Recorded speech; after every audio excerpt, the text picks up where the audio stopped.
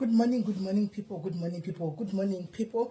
Nasinda uya kuzokutaridzai chapomba chevhudzi. Anditi kune avo vanotaura kuti vhudzi redu rinounduka, vanogara vasina vhudzi mumahairline, rinongodambuka each and every time vhudzi rako. Ndauya nechikwapuro chevhudzi, tried and tested. Anditi muri kuona tried and tested ichi. I hope you can see this. Anditi you can see this ichi. Inonzi hair grow tonic ichi. Hair grow tonic. I hope you can actually see this. And ichi chikwapuro guys ichi. As you can see kuti I'm using it chatowe chakutoshka half antika. It has been tried and tested.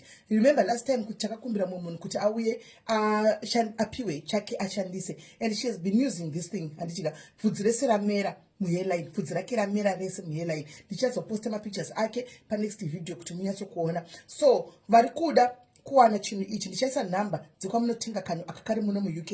Antika ndichaisa hiki kabhomba unongodira mumusoro just like kungofura kudai so, and then wodira musoro mako saizvozvo chikange chitobuda. So anoona iri kutobuda, anomuona iri kutobuda. Saka nditongodira hangu ndichita pamusoro pewigi because wigi ine mapose, saka inozongonopinda pasi. Anomuona ndatomboidira hangu izvozvo, saka ndakungodira futi kuti munyatsokuona. Antimaona then wobva waisa kwizirira anditika, then you are good to go.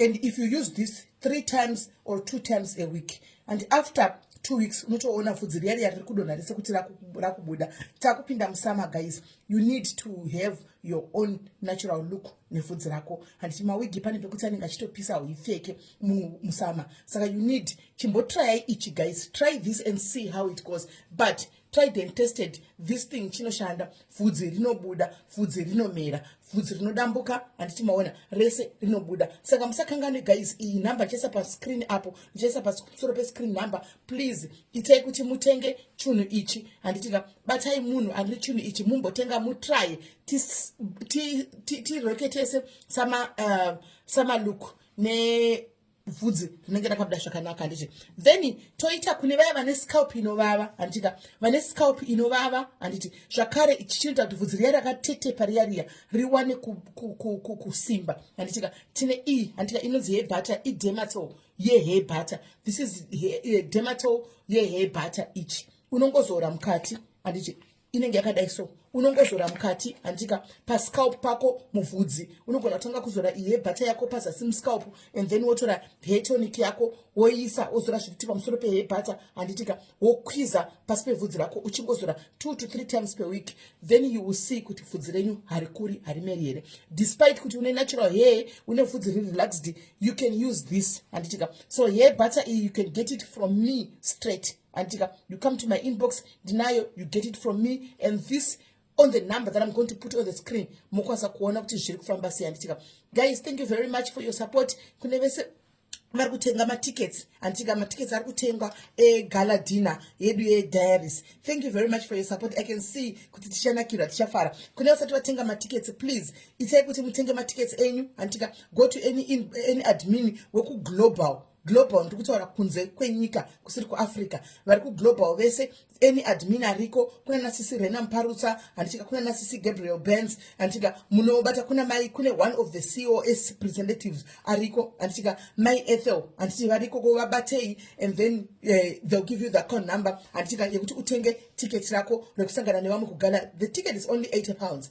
but £40 down line payment deposit, and then the other 40 mozobadara. Gala dinner yedu iriko ku Hilton Hotel musi wa 21 June. Anditika Hilton Hotel iri ku Watford ku Hertfordshire. Anditi saka guys, i time yekuti timbosangana tese semadiaries, timbofara pamwe chete. Handitika tichizivana, hazvibetseri kungozivana pamafoni kana timoida karora ndambudziko tinonanga kupi isu tiri area 1. Handitika zvazvokuti mashifts azodidi shift haipere, asi hai overtake ukama and hai overtake kuti tizivane. Handitika tite vanhu vamwe chete. handiti. So tinoda kuti vasati vatenga matiketi avo, vanasisi vangu vaya, vana mama vangu, vanin'ina vangu, vana vangu, ndomukana kuti tisangane tichionana. Ina ndinyanyo kuenda straight kufamba kumafunction kana kuti kupi handisi munhu anoda kungobuda chingoenda considering zvandakapika 1 or 2 3 things handi, but iyi ndeyedu, ifunction yedu, tinenge tichifara handika tiri pamwe chete tichizivana. Mangwana ukanzi mumwe wedu ashayikirwa kuti arwara, tinoziva pekunanga kuti okay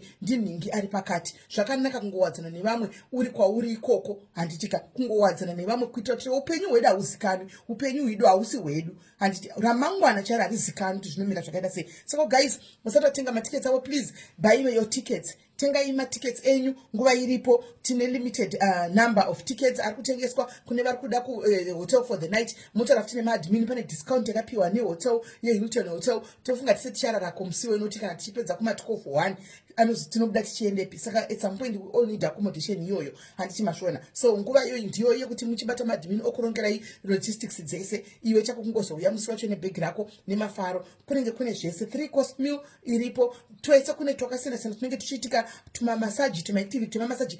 It's for both varume nevakadzi. Chisiri kudiwa vana chete. Varume vese, vakadzi vese, tiri kukudai. Huyai nevakadzi venyu, huyai musununguke, huyai tisangane, tifare pamwe chete, vanogara mangovharirwa munguva dzinotonhora.